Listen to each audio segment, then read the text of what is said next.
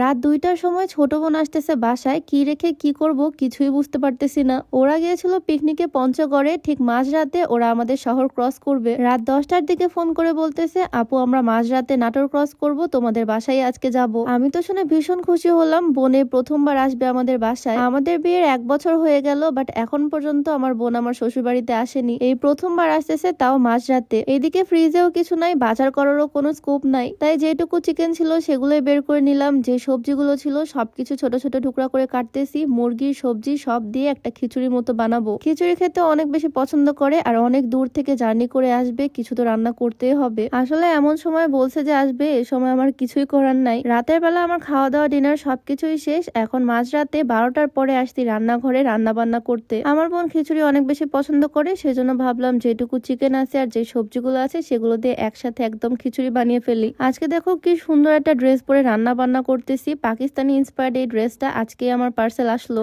আর আমি ওয়েট করতে পারতেছি না কবে পরবো, তাই মাঝরাতে এই সুন্দর ড্রেসটা পরে রান্না বান্না করতেছি আর তোমাদেরকে দেখাচ্ছি ভিডিওতে। আমি যখন রাত্রেবেলা ভিডিও করি আর তোমাদের সাথে শেয়ার করি, অনেকে আমাকে জিজ্ঞেস করো এত রাতের বেলা হিজাব মাস্ক কিভাবে পরে থাকো। আসলে আমি কখনো হিজাব ছাড়া ভিডিও করি না, তাই রাতে হোক বা দিনে, বাসায় বা বাহিরে, যখনই আমি ভিডিও করি তখনই আমি হিজাব পরে ক্যামেরার সামনে আসি। আজকে যদিও ভিডিওতে ফোকাস একটু কম হচ্ছে, রান্না বান্নাটা বেশি ইম্পর্টেন্ট। মাংসটা আগে রান্না করে নিয়ে তার মধ্যে দিলাম সবজি, মানে কি যে রান্না করতেছি নিজেও জানি না। আসলে একদম জগা খিচুড়ি করে ফেলতেছি সব। লাস্ট পর্যন্ত টেস্টি হলেই হবে বাবা, আর কিছু চাই না। চালও আমি সুন্দর করে ধুয়ে নিছি, আর তার মধ্যে আমি চাল দিয়ে ভালো করে নাড়াচাড়া করে নিলাম, আর তার মধ্যে আমি দিয়ে দিচ্ছি গরম পানি। আশা করা যায় খিচুড়িটা টেস্টি হবে, বাকি টাল্লা ভরসা। একদম 1 পাতিল খিচুড়ি চড়াই দিছি। রাত জাগলে আমারও ক্ষুধা লাগে, আমিও একটু খাবো। খিচুড়ি এখানে হচ্ছে, এখন আরো কিছু বানাবো সাথে। তার আগে তোমাদেরকে একটু বলে নিতে চাই, তোমরা যারা লম্বা হতে চাও, উচ্চতা বাড়াতে চাও, তোমরা চাইলে এই হাইট গ্রোথ প্লাস আর হাইট ডেভেলপ সাপ্লিমেন্টের কম্বোটা ট্রাই করতে পারো। এটা বাংলাদেশের বিএসটিআই কর্তৃক অনুমোদিত হয়, কোনো প্রকারের সাইড এফেক্টের ভয় নাই, ছেলে মেয়ে যে কেউ খেতে পারবে। এটা মূলত হাড়ের শক্তি বৃদ্ধি করবে, আর হাড়ের বৃদ্ধির মাধ্যমে দেহের উচ্চতা বৃদ্ধি করবে। এটা কোনো ওষুধ না, এটা একটা খাবার, হরলিক্স কমপ্লেনের মতোই। শেক অ্যাভিনিউ পেজ থেকে এই প্রোডাক্টটা তোমরা পেয়ে যাবা, পেজটা ডেসক্রিপশনে মেনশন করে দেওয়া থাকবে। যাই হোক, খিচুড়ি বসিয়ে দিয়ে আমি চলে আসলাম বেগুন ভাজা করতে। খিচুড়ির সাথে বেগুন ভাজার কম্বিনেশনটা কিন্তু দারুণ যায়, আমার তো বেশ ভালোই লাগে। ডিম ভাজা, বেগুন ভাজা, আচার সবকিছু একসাথে করে খিচুড়ি খেতে। ও যদি আগে বলতে আসবে তাহলে হয়তো বাজার সদাই করে সুন্দর করে রান্না বান্না করতে পারতাম। এখন কি আর করার, খিচুড়ি বানাচ্ছি। খিচুড়ি, বেগুন ভাজা, ডিম ভাজা এগুলোই করব। ওকে তো আর আমি একদিনে যেতে দিব না, 3-4 দিন তো কাছেই রাখবো, তখন ইচ্ছা মতো এটা ওটা বানিয়ে খাওয়াবো। বেগুন ভাজা তো করে ফেলছি, খিচুড়িও রেডি, আর এখন ডিম ভেজে নিব।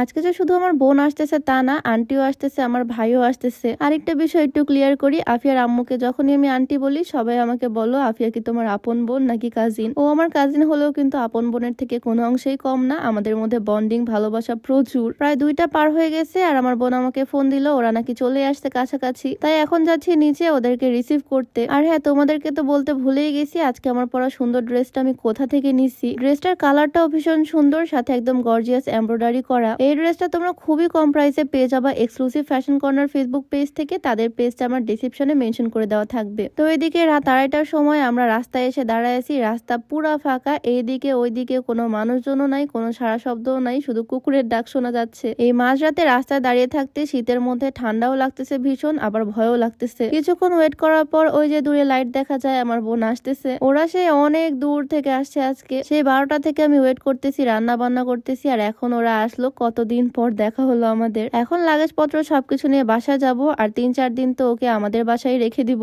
প্রথমবার আমাদের বাসায় আসছে বলে কথা। রুমে এসে একটু রেস্ট করতে না করতে ও দেখে একটা গিফট বের করে দিল ওর দুলাভাইকে। শুধু দুলাভাইয়ের জন্য না, আমার জন্য গিফট আনছে এই কিউট মাফলারটা। ছোট মানুষ হয়েও আমাদের জন্য গিফট আনছে মনে করে। আমি ওর জন্য রান্না বান্না তো করছি, সাথে হালিমও বানাইছি, সেইটাই দিলাম ওকে। এখন আমরা সবাই গল্প গুজব করবো, ফ্রেশ হবো, খাওয়া দাওয়া করবো। তো আজকের ভিডিওটা এখানেই শেষ করছি। সবাই ভালো থাকো, দেখা হয়ে যাবে নতুন কোনো ভিডিওতে। সবাইকে আল্লাহ হাফেজ।